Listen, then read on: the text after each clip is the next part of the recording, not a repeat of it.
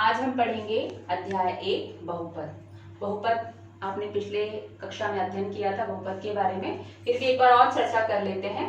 बहुपद अपने नाम से ही वो है कि बहुपद का अर्थ होता है कि बहुत सारे पद। जिस बीजी व्यंजक में बहुत सारे पद होते हैं उन्हें हम बोलते हैं बहुपद। ठीक है, तो जैसे यहाँ पर इस पद में हमारे पास दो पद है, एक और दो, तो हम इसे बोलेंगे द्विपदी, द्विपदी बहुपद। ठीक है, यहाँ पर हमारे पास है 1 2 3, यहाँ पर 3 पद है, हम इसे बोलेंगे त्रिपदी बहुपद। इसी प्रकार हमारे पास यहाँ पर है 1 2 3 4, तो हम इसे बोलेंगे बहुपदी कहेंगे। ठीक है, जिनमें 2 पद होते हैं उनका स्पेशल नाम होता है, हम उन्हें द्विपदी कहते हैं। जिसमें 3 पद होते हैं उसका भी स्पेशल नाम होता है, उसे हम त्रिपदी बहुपद कहते हैं। पर जिनके 4 या 4 से ज्यादा पद होते हैं जिनमें, उन्हें हम केवल बहुपदी कहते हैं। ठीक है, अब यहाँ पर जैसे हमारे पास संख्या है 3, यदि हम इसको देख रहे हैं एक संख्या पर, हम इसको भी क्या कहेंगे बहुपद। क्यों? क्योंकि 3 को हम लिख सकते हैं 3x की घात 0, जहां पर x हमारे पास चर राशि मिल गया, और हम जानते हैं किसी भी चर राशि की घात यदि 0 हो तो हम इसको किससे लिखते हैं? 1 से।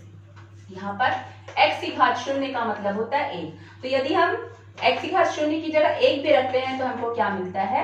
3।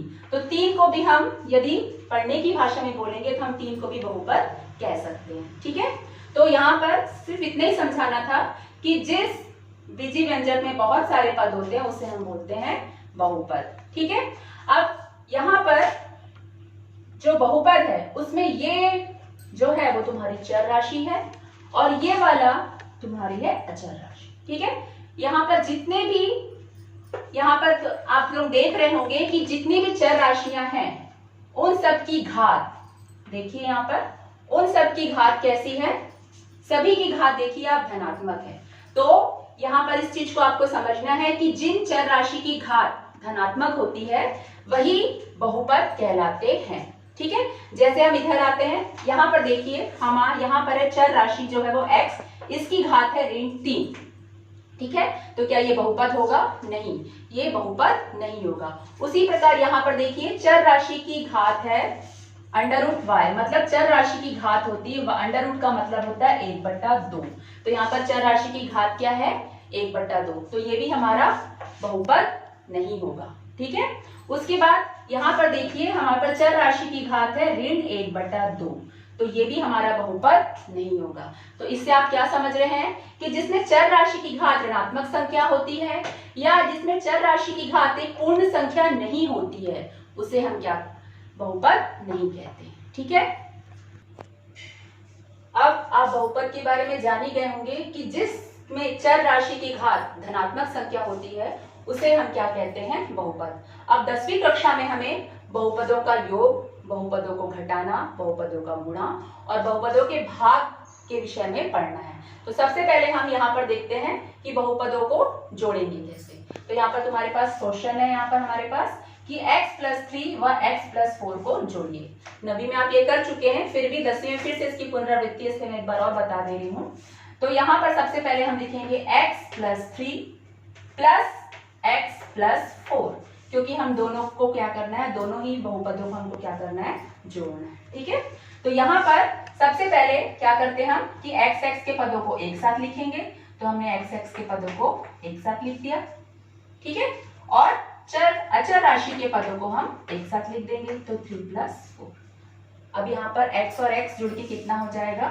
2x, 3 और 4 जुड़ के कितना हो जाएगा? 7। तो हमारा आंसर होगा 2x + 7। यहाँ पर हमने x+3 व x+4 को जोड़ा तो हमारा आंसर आया 2x + 7। एक बार फिर से देख लीजिए, हमको x+3 और x+4 को क्या करना है? जोड़ना है। तो सबसे पहले हम एक घात की चर राशि को एक तरफ लाएंगे। हमारे पास केवल एक घात की चर राशि है यहाँ पर, तो हम उनको एक साथ लिखे। उसके बाद हमने जो अचर संख्या थी उसको एक साथ लिखा। अब दोनों में घात 1 है। ठीक है, हमको दोनों को जोड़ना है, क्योंकि घात दोनों की बराबर है, मतलब वो दोनों आपस में जुड़ेंगे। तो x और x मिलके बना 2x और 3 + 4 हुआ 7, तो हमारा इसका आंसर आया 2x + 7। ठीक है, अब हमने इसके पहले बहुपदों का जोड़ना देखा, अब हम यहाँ पर देंगे बहुपदों का घटाना। तो यहाँ पर हमको 2x² + 3x + 5 में से x² square plus x minus 2 को घटाना है। तो सबसे पहले हम जिस प्रकार लिखते हैं तो 2x square plus 3x plus 5 minus x square plus x minus 2। आपको पिछली कक्षा में भी मैंने बताया है कि जब हमको किसी संख्या को माइनस करना होता है और वो संख्या एक पद से ज्यादा होती है तो हम उसे हमेशा कोष्टक में लेते हैं। क्यों लेते हैं? क्योंकि क्या होता है जब हम हल करते हैं तो आगे के चिन्ह क्या होते हैं, बदल जाते हैं। ठीक है, तो हम यहाँ पर जब भी इस बात को मैं हमेशा बताती हूँ कि यदि हमको किसी संख्या में से किसी संख्या को घटाना है तो हमेशा हम क्या करते हैं कि जिस संख्या को घटाना है उस संख्या को हमेशा कोष्टक में लेते हैं। ठीक है, तो अब हम लिखेंगे 2x square plus 3x plus 5। ठीक है, अब यहाँ पर हम कोष्टक खोलेंगे तो यहाँ हमको मिलेगा माइनस एक्स स्क्वायर, चिन्ह बदलेगा, माइनस प्लस माइनस, फिर आगे हम करेंगे तो minus plus minus x minus minus plus 2।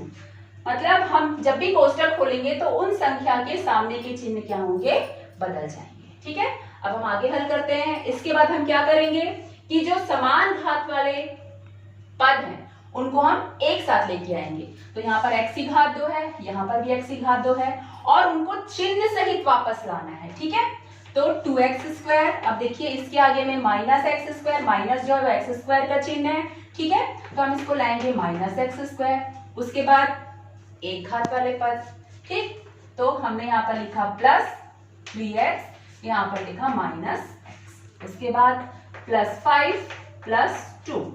अब हम हल करेंगे इसको तो यहाँ पर देखेंगे कि ये प्लस है ये माइनस है। आप सभी जानते हैं कि प्लस माइनस माइनस होता है, मतलब 2x स्क्वायर में से x स्क्वायर क्या होगा, माइनस होगा। तो 2x स्क्वायर में x स्क्वायर माइनस होगा तो कितना बचेगा, x स्क्वायर।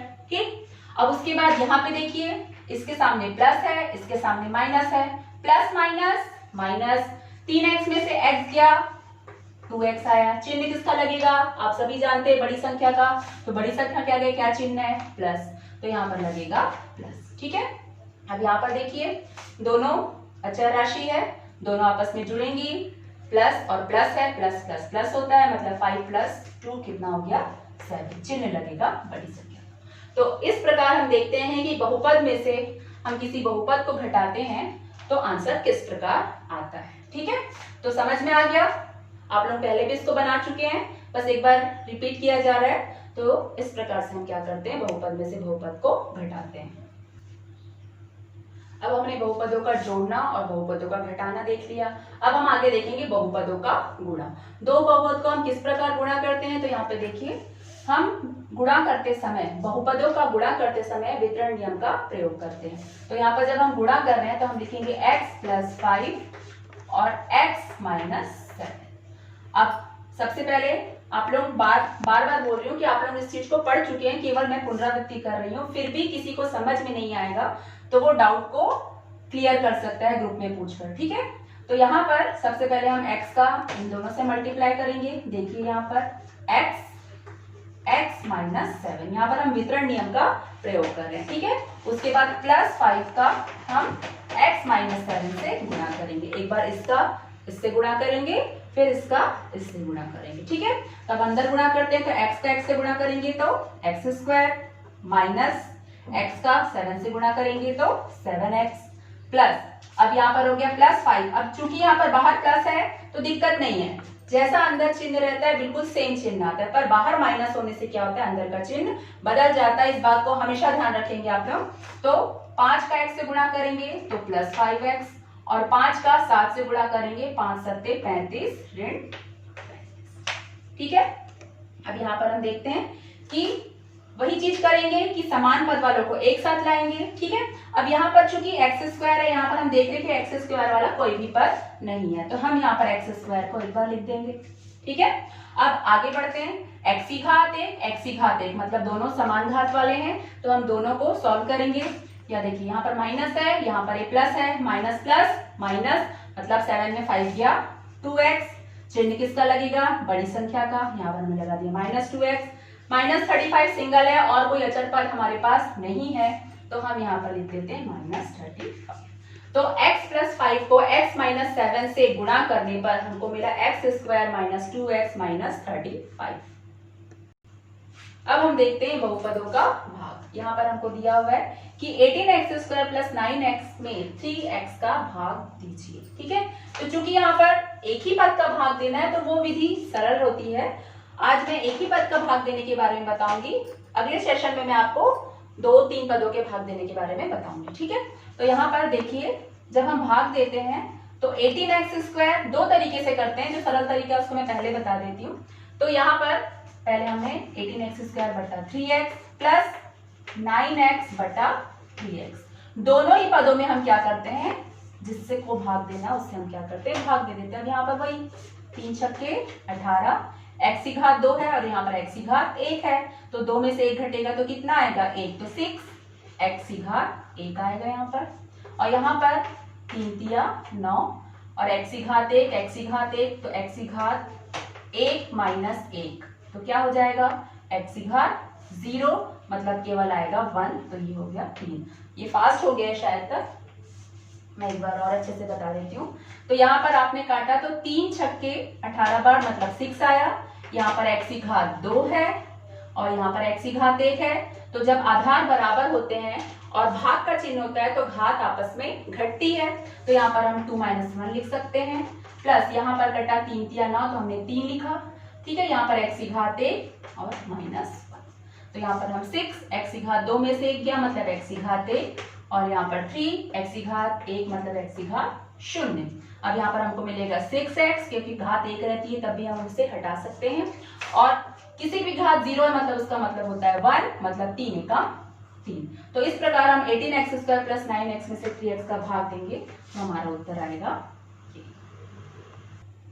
ठीक है, तो आज मैंने जितने भी सवाल बताए उनसे रिलेटेड ये सवाल है जो आपको करना है, और इनको करने के बाद ये सवाल हल होते हैं तो इनको मुझे व्हाट्सएप ग्रुप में भेजना है आपको। और यदि सवाल नहीं भी बनते हैं तो भी मुझे बताना है कि ये सवाल मैडम नहीं बन रहा है, तो मैं इन सवालों को आपको दोबारा बताऊंगी। ठीक है, ठीक है, तो अब मैंने जो भी क्वेश्चन दिए आप उनको व्हाट्सएप ग्रुप में भेजेंगे। ठीक है, आपकी सक्रियता दर्शाएगी कि आप मेरे पढ़ाई के प्रति कितने सचेत हैं। ठीक है, धन्यवाद।